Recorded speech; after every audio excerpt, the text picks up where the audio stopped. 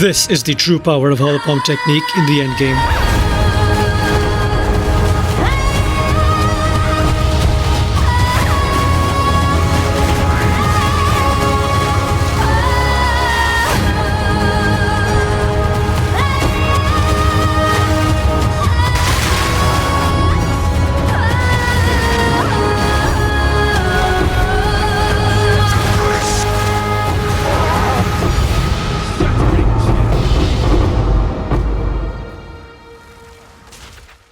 I think holopalm is secretly one of the strongest builds in Path of Exile 2 right now for any budget.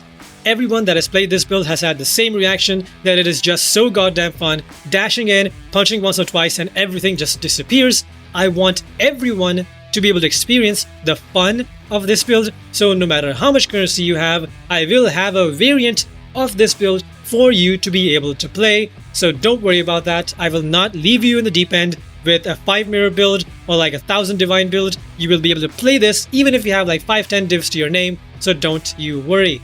You will be able to enjoy everything with 100% crit chance, over like 1000 to 1400% crit damage multiplier, and just zerging through maps with massive holopalm attack speed while looking like a damn badass with the unarmed attack animations. It's like playing Flicker Strike, but you're the one in control instead of just going where Flicker Strike takes you. Now, I did make sure to add this part in for this one guy that was asking me, can this build carry 6 mans in Sekuma? It can. This is without any damage boons, with monsters having 50% increased life. If you're geared up properly, it can do anything you want it to. Now, I will be explaining everything about the build in detail, so even if you are a hyper casual, you will be able to understand what the hell is going on, how to play the build, and all the gear that you will need to get it up and running. Now, I know this is a longer video, but trust me, if you watch this start to finish, you will not run into a single issue. You will be able to gear this up from scratch, and you will have a ton of fun playing it, I guarantee it. And there will also be a full written guide to help you go all the way from Act 1 through all the progression tiers in campaign, early maps, and all the different budget variations and upgrade priorities to progress through everything. No part of this build is going to leave you confused or questioning what to do next. I don't like leaving my builds that way, so don't worry about that either. But if you do have some questions, feel free to ask me in the comments or in my Discord help channel. But that is enough chit chat, let's get into the build.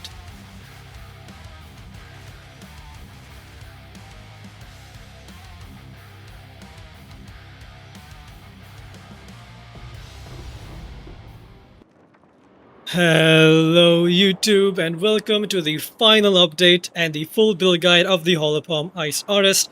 I'm so happy with how this build turned out, so let's get right into the details of this full guide. I will try to not make this too long, but if I do, then I apologize beforehand. But let's begin. Starting with the holopalm technique. Now my pass tree is a little funky looking right now, it's just bugged, so ignore that part. But holopalm technique has 3 different things attached to it. So the way this works is, you can unequip your main hand weapon, and that'll give you access to the holopalm technique. And this comes with 3 things. First, it makes it so the damage of your skills that would have normally taken the damage from your weapon will instead gain damage based on the skill level of the gem. So for example, any skill that says attack damage on it normally takes damage based on the damage that is on your weapon. So with holopalm, that then gets negated. So to make up for that difference, you get damage based on the skill gem levels, which is why we scale skill gem levels a lot on this character to get a bunch of base damage to scale up that way. Next are the 2 other lines, which says you get 1% more attack speed per 75 item evasion on equipped armor items. Same thing with the crit chance, you get 0.1% base critical hit chance per 10 item energy shield on equipped armor items.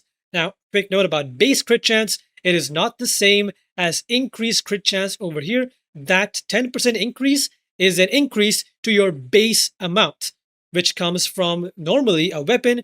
This, you can see the stat on a weapon, if I look at my talisman, that has a base crit of 8%. So 8% plus this 10% would make that 8 into 8.8.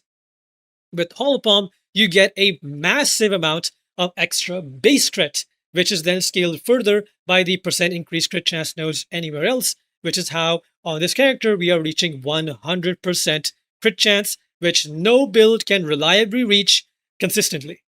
And the attack speed is just an added bonus, and it is how I am going through maps extremely quickly, and no quarterstaff will ever be able to compare with the amount of attack speed that you can get from Hollow Palm. So that's Hollow Palm. Now, what skills are we using with Hollow Palm to make it super effective? Well, Shattering Palm is one of the most fun skills in the game currently, and this skill works in a very unique way, where when you hit an enemy, the hit itself does pretty low damage. It's 154% attack damage at level 27, which is quite low. But this hit releases a shockwave which coats nearby enemies in shards of ice. Now, these are not any sort of ice shards that you get from like the wolf or ice crystals from Frostwall. It is just its own thing where there is ice inside the enemy, and when you deal enough damage to that enemy, or if that enemy dies, they will release an explosion that does a very large amount of attack damage in an AoE around it. Now, in order to show how this works, I will quickly use a small thing called Frostwall, because Frostwall does count as an enemy, so watch this. So if I put down Frostwall, and I just use my regular punch, you can see that this is how a Frostwall explodes. Right, pretty simple. However, if I place Frostwall and I use Shattering Palm to pop it, you can see that those chunky, smaller explosions that are happening, those are the Shattering Palm shards exploding when the shards explode. So you can see it again. I'll put down some explosions, Frostwalls, and you can see they collide, they pop. When the wall pops, the shattering shards pop, and they do damage around them. Now, of course, you're not going to be using Frostwall in the map. This was just to show you how Shattering Palm works. Now, I know there have been questions. Hey, what about Cast on Crit Frostwall? That is also a setup to use with this entire build, but I do not like it. You need like 200 spirit to make that work, and all you're really doing is getting a few extra crystals, which are completely irrelevant when we're talking about the other unique item that we're using in this setup. Frostwall just makes it irrelevant, so I don't like it. No shade to the person who made the build. His build was super cool, but personally, I'm not a fan. I like no Frostwall and just generic Herald stuff instead. So, with that little segue out of the way, what we do use is going to be the Eventide Petals Amulet. Now, this is a new unique, but I'm sure many of you have already heard of it. There have been many different setups using this. It is very powerful.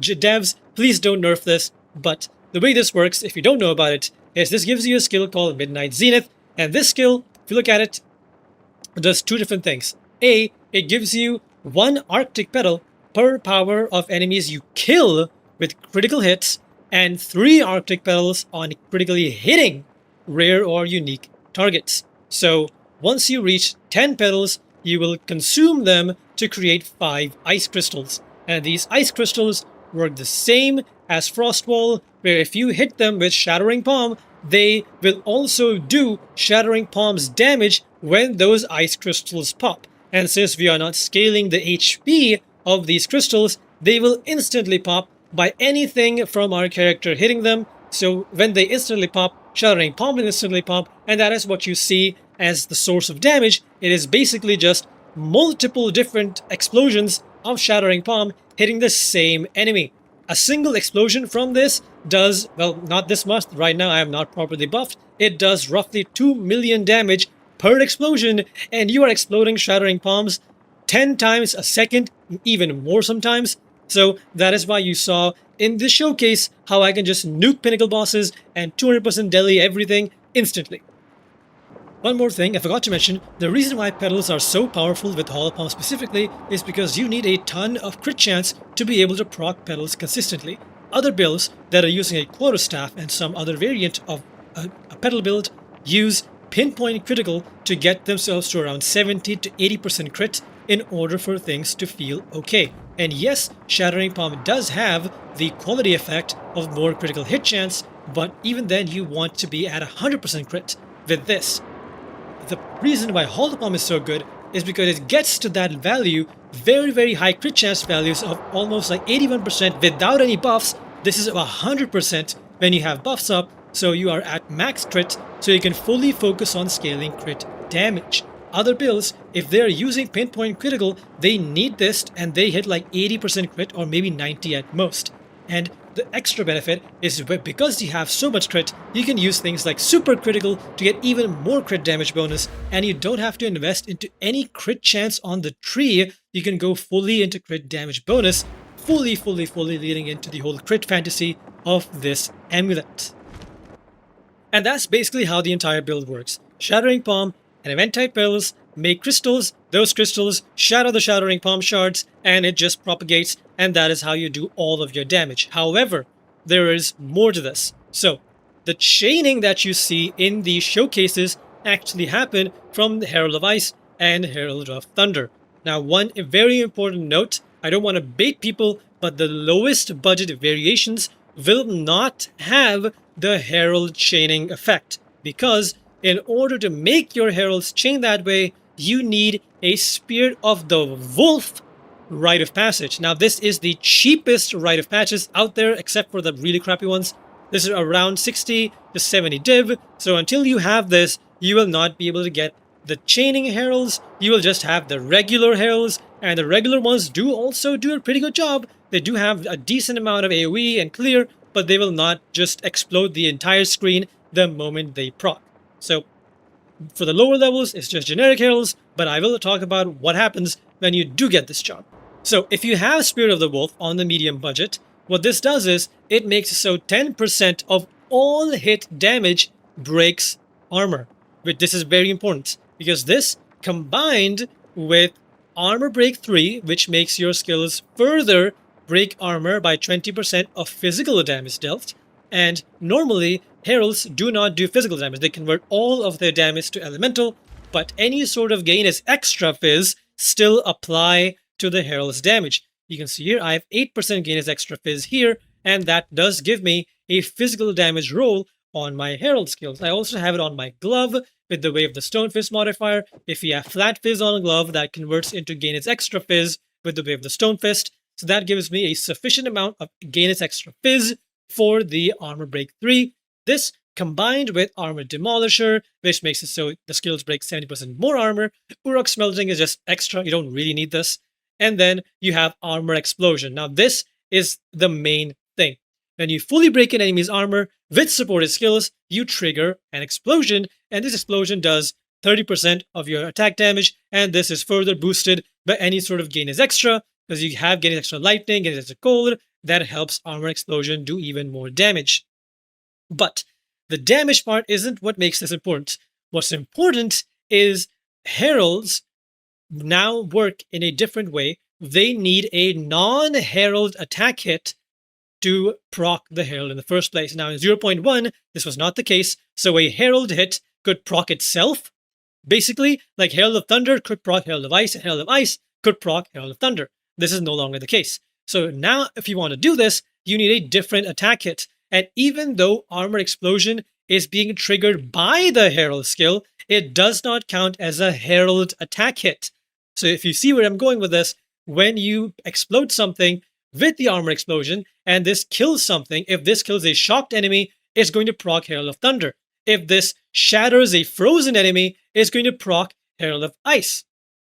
So both of these things, proccing themselves, is how heralds just chain through and can clear an entire pack as long as there is enough density to keep the chain going. Now this build does not have a lot of AoE scaling, but you can focus on even more AoE scaling if you want to by taking these nodes up here, and that'll give you even more consistent long chaining heralds.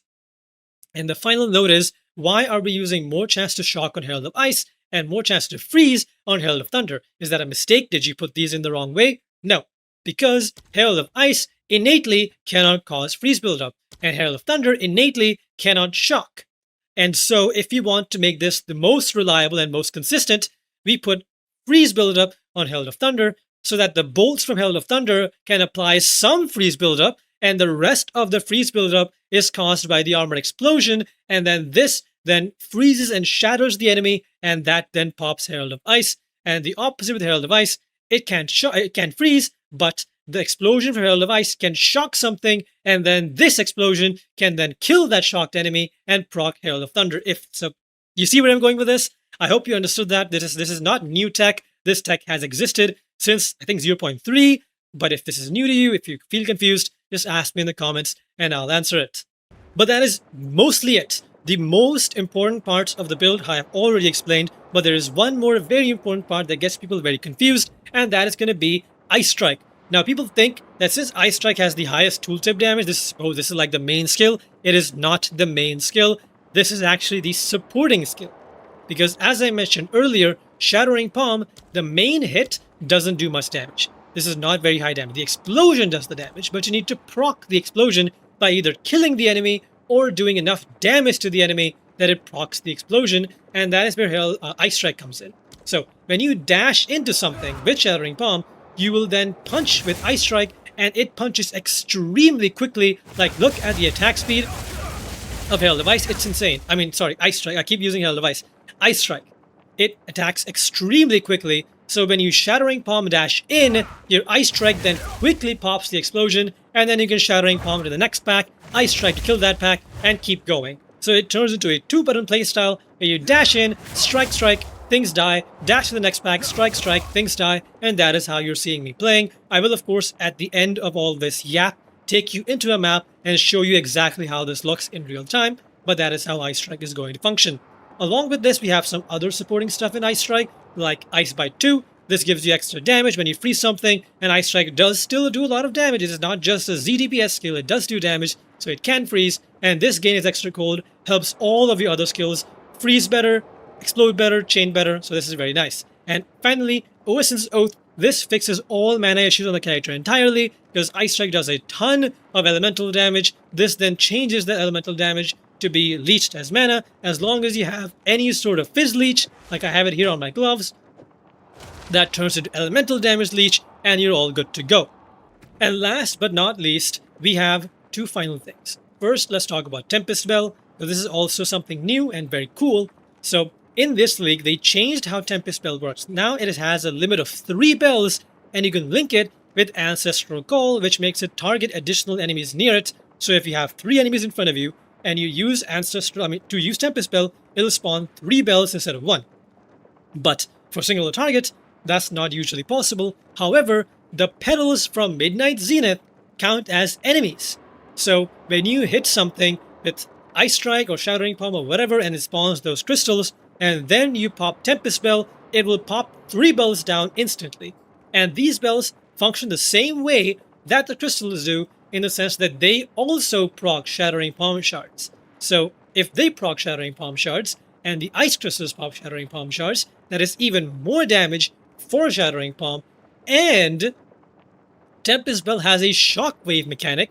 Every single time the bell gets hit by anything, it is not an attack hit, it is any hit, it procs a shockwave. And since you are constantly spawning these petals, and these petals are popping, and these pops, even though the pops itself do literally 0 damage, because this is a spell, we're not scaling it, these hits do still trigger the shockwave. And the shockwave does not care about the damage of the hit that made the shockwave, it just procs its own source of attack damage.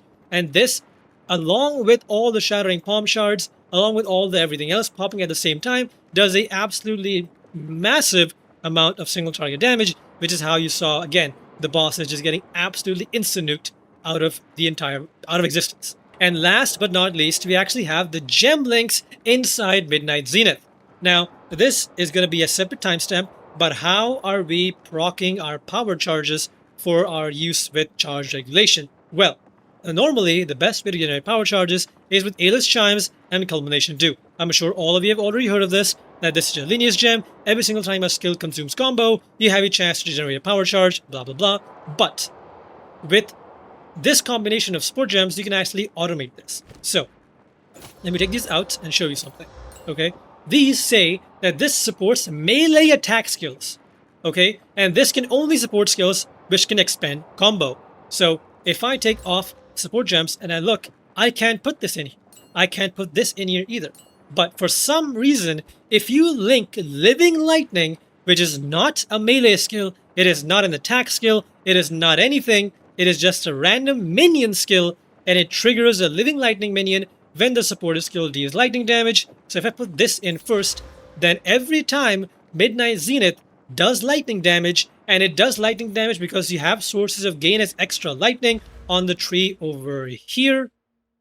That one, that gives it a tiny bit of lightning damage, which is enough to spawn living lightning minions, and then those minions can be supported by Culmination 2 and Aelith's Chimes, which means that when you generate combo using your general skills like Ice Strike, Shattering Palm, whatever, when you generate combo, these minions will consume the combo with Culmination 2, and that combo consumption will give you power charges with Aelith's Chimes. It is very silly, but it is very useful, and I hope the devs do not change how this interaction works. And of course, since the Living Lightning minions have a chaining attack, you link this with Blind 2, and that just blinds everything at all times, which is very nice. And we'll talk about DIRESTRIKE 2 in a moment. But that is now everything. All the heralds, all the skills are efficiently talked about, but the last thing and the spooky thing is going to be the low life setup. Now, in the previous video, you saw that I was using Trinity with the Atziri's Communion. At that time, this was like 150 div. Now this is 500 div. So I am completely removing the use of Atziri's Communion on all budget setups except for the highest budget setup. So, without Atziri's Communion and Trinity, how are we going low life? No, we're not doing the dumb stuff by using Quarterstaff Strike with Medved's Rending. That is extremely clunky and just no. Instead, we are using something very cool. Now, a patron recommended this. I don't know where he heard it from, but he recommended the use of Animus Exchange. Now, this gem is very unique in the sense that it sacrifices your life to give you Runic Ward. You do not care about the Runic Ward, you just care about the sacrificing life parts, because this sacrifices a lot of life, and it is the only skill in the game that sacrifices life this way. The other sources are existing, but they're bad. So you can see the other ones would be something linked with life tap. Where's life tap?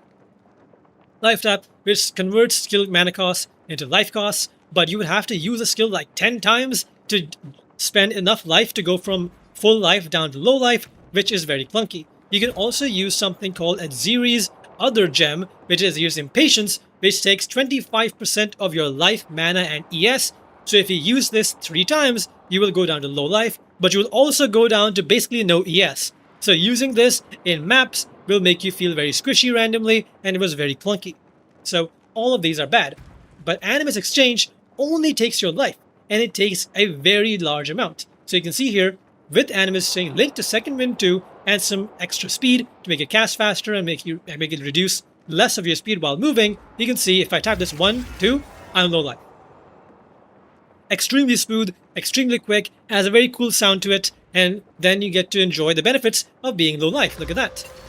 And the benefits of low life are plentiful. You get an Execute 3, which is the strongest support gem in the game, 30% more damage at all times, and 30% extra more damage if enemies are on low life. So that averages out to like 41 or 42% more damage on every single skill. So for your entire character, going low life is just an easy 42% more damage, because in most cases, if you're aware, you actually run out of actually useful support gems to put into stuff.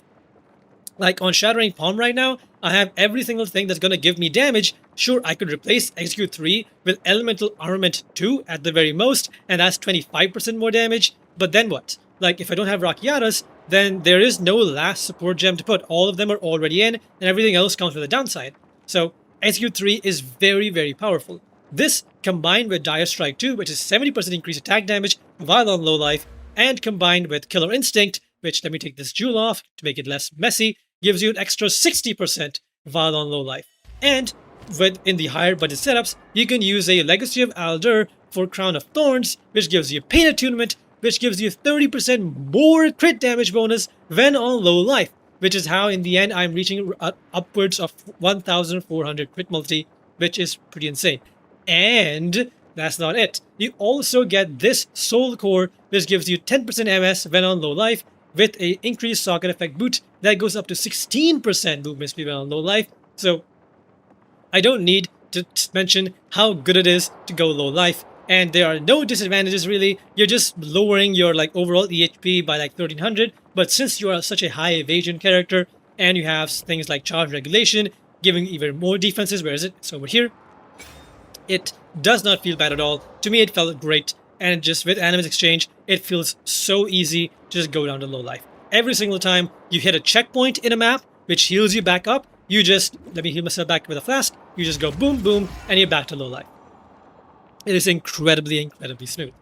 But that is now basically everything. You know everything about every single skill and how every single thing functions together to make things into a nice, cohesive piece. Now, a few warning signs before you continue, because there are a few things you might go, hey, why is this not working? First is going to be DIRESTRIKE 2 inside Midnight Zenith. Now you can see that I have, let me turn this on, I have Herald of Thunder, which is 30 Spirit, Ice, which is 30 Spirit, Thunder, 30 Spirit, and Charge Regulation, which is also 30 Spirit, and this 10 Clarity, which is 100 Spirit, right? And this is currently off, and you can see it's saying not enough Spirit. And of course it's not enough Spirit, because this thing is taking 40 Spirit.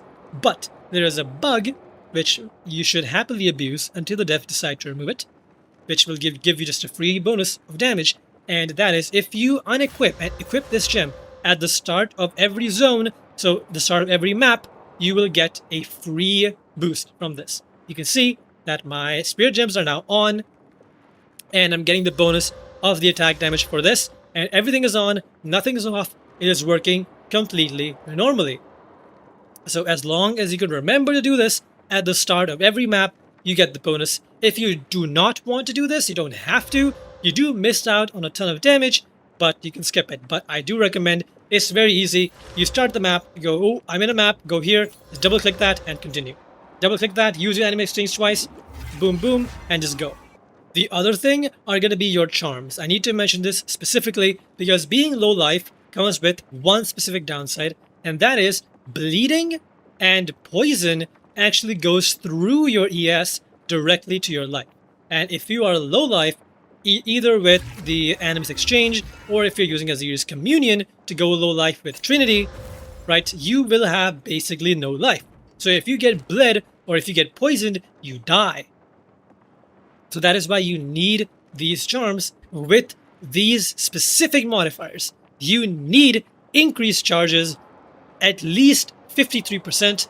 That will give you a total of 60 charges on your bleed charm and a total of 40 charges on your poison charm, and that will give you 2 uses of your charm instead of the normal 1 use, so that if you get poisoned once and your poison charm runs out, you will still have 1 more charge left to use. Without this, you will die to those dumb expedition encounters which have monsters always poison, or monsters always bleed, or monsters always reflect chill. Devs, can you remove the reflect chill? It's ridiculous. But the next thing is another issue, which is the Ingenuity Belt. So for all the budgets, you will be using this up until the highest budget where you get a Mage Blood. But before that, this belt comes with a unique mod which says reduced charm charges used or increased charm charges used. It can be both. So if you have an increased charm charges used belt, that'll actually make it so your 2 use charms will go down to 1 use, because it'll go from consuming 20 out of 40 to like even 21 out of 40, which will not work. And if you have a Rite of Passage, this consumes 80 out of 80 charges. So if you have any sort of increased charges used on your belt, this will actually go from a 1 out of 1 use to a 0 out of 0 use, and it literally will brick. So when buying your Ingenuity, make sure that you have a reduced charm charges used, or you just have a no charm charges. If you hit 0 on this, the modifier is just not even on the belt. And there you go. That is the entire way of how the build functions, how the build works. Now, one final small thing that someone might ask, and it's in the written guide, but many people don't even read it, and I'm sure half of you are not even going to be listening to this part, but if you are on the low budget setup and you will not be using Trinity, you will have an empty skill slot here, and you will use Devour in that skill slot before bosses to get some extra damage. And on the higher budget version, when you do have Trinity and you're not using Animus Exchange, you will then be manually casting Sniper's Mark to get a frenzy charge for your charge regulation, because, well, there's just nothing else to put. Most of the time, I don't even use this, but if you want some extra speed, you can use it. The speed is very noticeable when you do use it though. And I forgot to mention, for charge regulation, you are getting endurance charges from the armor break stuff, because when this breaks, it has a 20% chance to give you an endurance charge. There you go. Now, passive tree, very quickly, again, ignore the weird lack of whatever the hell is going on here, but it is a very simple passive tree. There's nothing to really explain except this one time loss tool. It is a very, very potent Time Loss jewel. This is a 5 mod jewel, but this spot over here is the main thing. It is a very OP spot because you have 1, 2, 3, 4, 5, 6 notables in this spot, and there is a new Delirium emotion that makes your radius go up to very large, and that is how you get this final notable over here. So this is just full of very juicy stuff. The notable passes give you movement speed, crit damage, crit chance, magnitude of shock. It is just mwah, chef's kiss. I love this jewel, and crafting this is very easy. Don't worry, I will have crafting notes for everything in the description, and I will be posting crafting guides on how to craft some of the more annoying stuff, like the helmet, the ring, and other stuff. And the other thing, I really need to mention this for the haters out there that just look at something without really understanding anything, and that is going to be the Voices jewel. You do not need this. This is literally, like, I could take this off and I'll be happy. The only reason this is here, the only reason is because I needed one more jewel to go above 1400 crit damage for the thumbnail. That is it. You do not need 14% crit damage. My crit chance is capped without this final jewel. I literally do not need this for anything. I can literally take this jewel off, put this jewel in place of Voices, and it is the exact same thing. It's just a teeny tiny amount of extra damage. It is just so that I could go for a 1400 crit damage bonus, and that's all. Okay, that is all. Promise, you don't need this. I bought this. This was 250 div. This is like 600 div now. Don't go for this. It is literally not for anyone's use.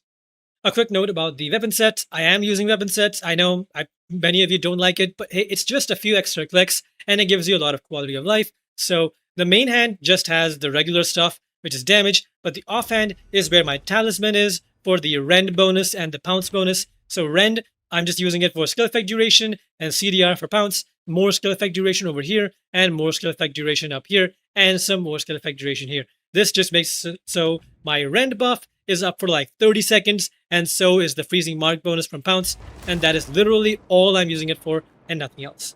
Gear real quick so that we can wrap this up. So the gear, gloves first. Gloves are very unique. This is the new way of the Stone Fist thing. So you need a few specific modifiers on this, starting with the defense stats. You really want tier 1 flat defense, because that it would turns into the +4 to evasion rating per level and +1 ES per level. That is scaling the defense stat on the item itself directly. So that scales Hollow Palm, while the % increased defense scales globally. So that gives you global evasion and ES. Now you might hear me saying % defense and flat defense. That is because Way of the Stonefist does not care what the base type is, what the flat numbers are. If it's flat armor, flat evasion, flat ES, it will always convert it into +4 evasion, +1 ES. And the global stuff, increased evasion and ES, increased armor, increased whatever, it will always change it into global evasion and ES.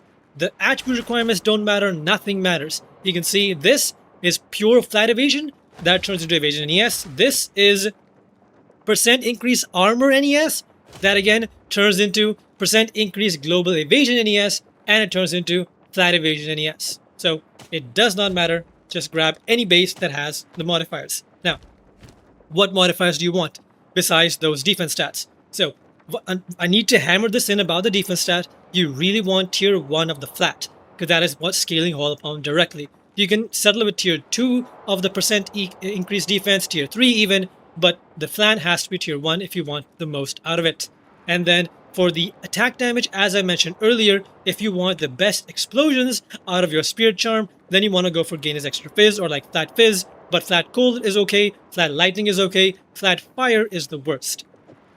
Suffixes, you want +2 melee, that turns into +1 melee with quality, and you want attack speed, that turns into Onslaught on hit. I love Onslaught on hit, thank you devs. And the last one would be attack damage leached as mana. Now, you can get the mana leech on your ring as well, you can do that, but for the end game, you will ideally have one Giga Ring like this, and then you'll be using a Calandra's Touch to reflect that Giga Ring. And if you're doing that, then you really don't want a Mana Leech mod, because then you will have 2 Mana Leech mods, and that's kind of relevant. You don't want that, so try to get it on your glove. Now, the gloves are a bitch. Like, I'm just going to straight up say it, gloves are an absolute piece of shit. The only way to craft something like this would be to buy like 50 magic bases with +2 melee and like a relevant prefix, or like just perfect aug, a relevant prefix onto it, and then use a perfect regal, and then just greater exalt slam, and hope that you get modifiers like these, and then desecrate the final one. That's literally it. There's nothing else to do. You can chaos spam if you want, but it is an absolute nightmare. So that is how I crafted these, and that is how you will probably end up crafting them too, or just buy them off trade. Everything else on the character is pretty simple. Your body armor will just be as much evasion and ES as possible. Again, for holopalm and res, helmet as much ES as possible for holopalm and res. In the end game, you will be using a 2-socket helmet with a Raven's Touch shard in it, so that you can anoint this with Xerox Gift. That is what gives you one of the sinister sockets. So 2 of these are from the voices I mentioned earlier, and 1 is just the regular from the helmet.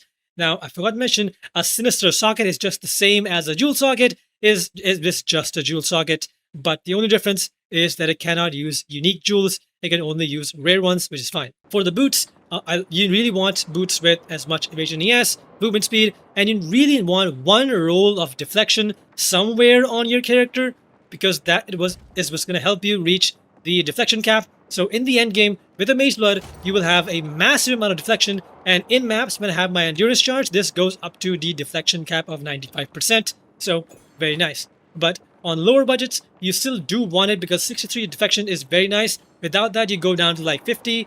And finally, the amulet. I've already talked about what the amulet is, but regarding the modifiers on the amulet, I've got a lot of questions about how do I get +2 level of all cool skills on the amulet. Well, that is because this is a expedition unique, and those uniques can be rune mastered. So this is the base unique that you can get, but you can upgrade this on the Verisium Anvil using certain materials, but you need to unlock the recipe by running grand expeditions after you finish the quest line. If you do not have the recipe, you can just come to me and I'll slam it for you. It is a 1 in 3 to get this outcome and this 2 other outcomes, which are kind of crappy. Or you can just buy this as is. All you have to do is search for Rune Mastered up here. Oops, bug. Rune Mastered up here, and that'll show you Eventide Petals Rune Mastered versus the regular ones, which are not Rune Mastered. So you search the Rune Mastered one, and you then go over here and type in cold skills, go for the implicit cold skills, and then that'll give you the ammo that you want. Don't go for +1, go for +2, or you can go for +1, not corrupted, and divine it to +2.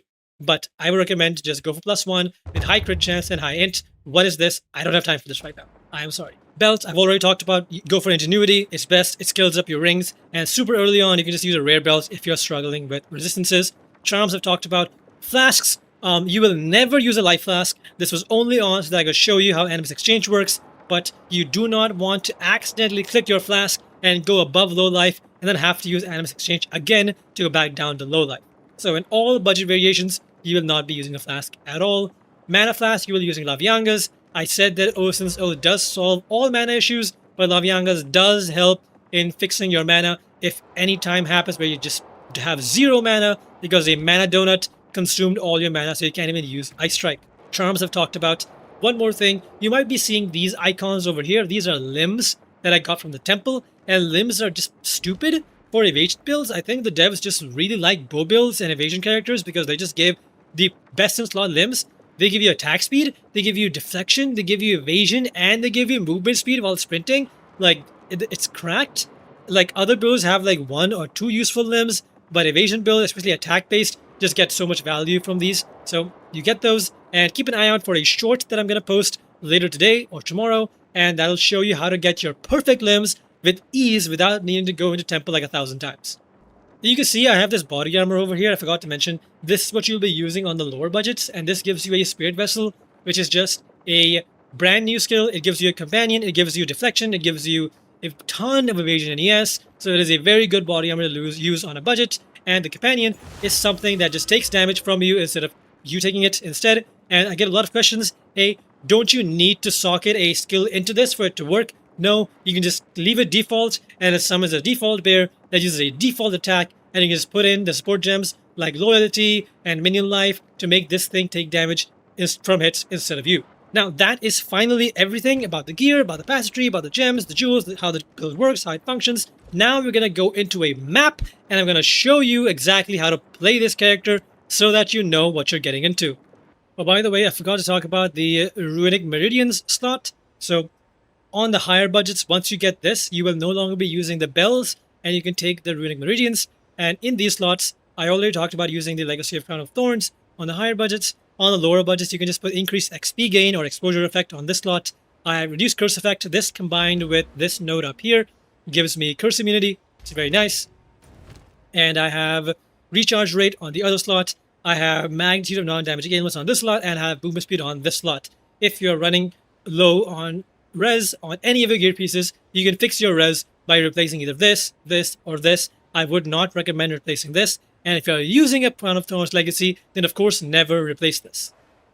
Now for the map showcase, I am not going to be using my Ultra Super Giga Ring, and I'm not going to be using my Mace Blood. I'm just going to be using this random ring with an Ingenuity, just to show the fact that you don't need like some crazy expensive gear to make the build work. I'm just going to be using that, and I will also unequip one of my jewels, so that you can see that you also don't need voices to make this whole thing work either.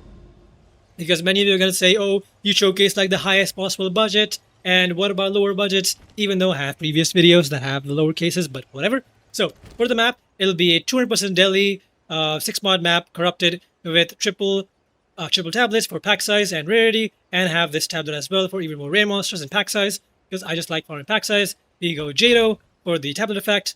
Pretty classic stuff. Let's go, and let's see how this looks. Alright, here I am in the map. Now, one more thing, I am not using Trinity. I'm actually going to unequip it so that people are going to not think that I'm using it. So no Trinity, and I'm going to tap this twice to get the bonus from DIRESTRIKE. Here we go. My auras are all on, and I'll be using Animus Exchange to show you how this works. Now, the map has a checkpoint right at the start. You want to pop that checkpoint so that it doesn't heal you after you use this. Checkpoint popped. Now I use it, and now I'm low life. You can see here, I'm low life. All of my skills are active.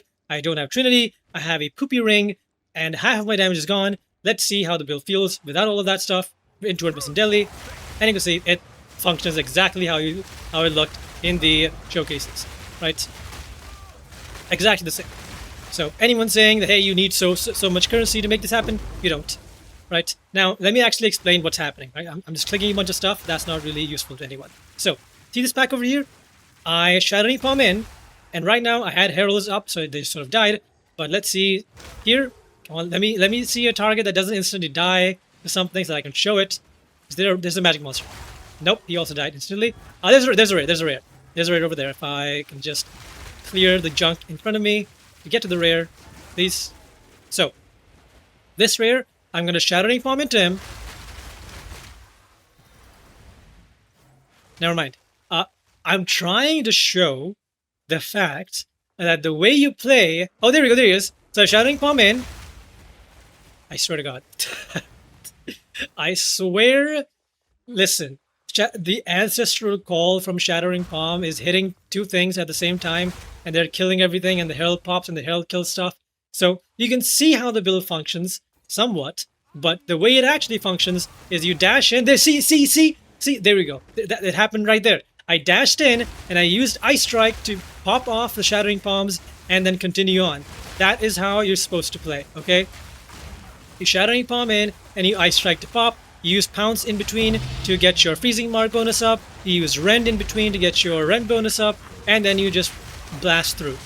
Okay, you just blast through, and I'm also going to show one more thing, which will be if I take off my Spirit Charm, you can see that this is what's giving me all the big Herald Chain explosions. But without this, you'll see, let me see a nice juicy pack somewhere. Oh, and also, very important, I hit a checkpoint right here, and I need to use Animus Exchange again to go back to low life. Do make sure you remember that, so that you don't lose basically half your damage in the process. Okay, so let me find a pack real quick. Where am I going? Hang on. Here, there's a pack over here. So you can see that if I do this now, you can see that there is still some chaining, because the Heralds do still chain through with the Ice Crystals and the Shattering Palm hits, but they don't chain as hard as you saw them chaining when I had the Spirit of the Wolf charm equipped. So even on the lower budgets, when you don't have that charm, as long as you're geared up properly, you will still be able to see those funky Herald of Thunders going off, Herald of Ices going up. Just make sure that you have your Rend buff up. That really helps the Herald of Ice, Herald of Thunder, and you have your Freezing Mark up. That really helps the Herald of Ice. But you see, it's come on, like do I really need to show you more about how the build feels? Like, it's so nice.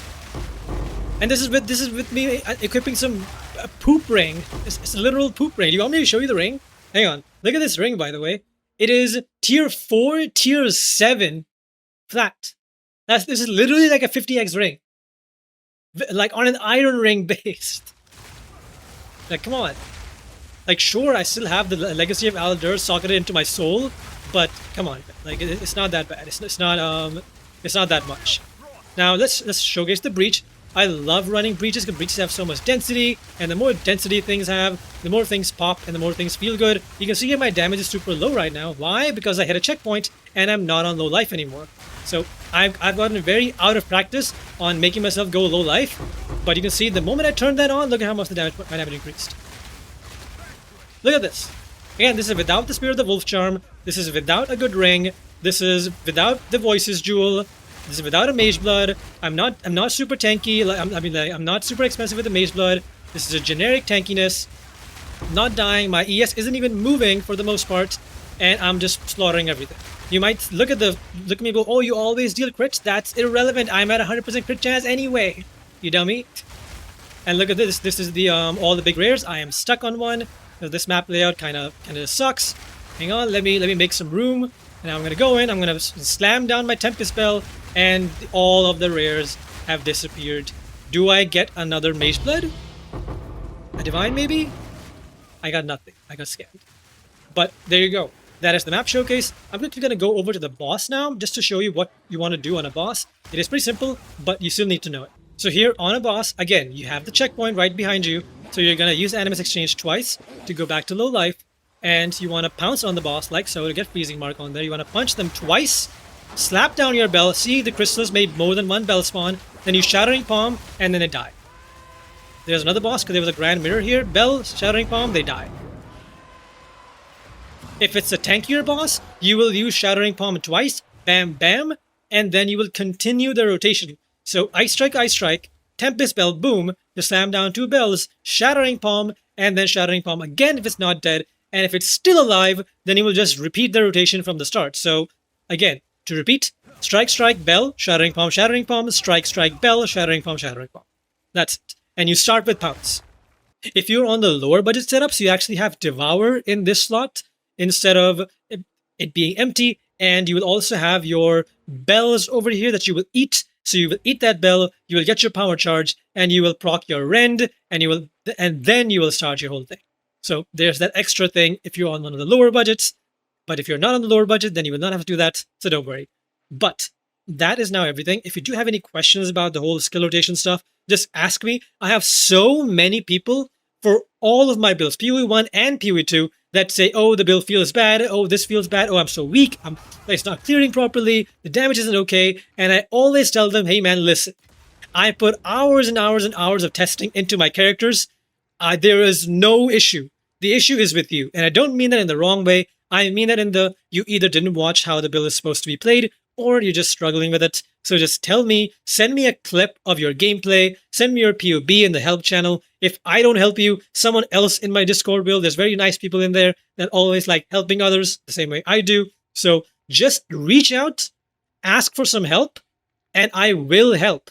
I am not going to be like other creators who I'm not going to name that'll just give you a guide and throw you into the deep end and hope you figure it out.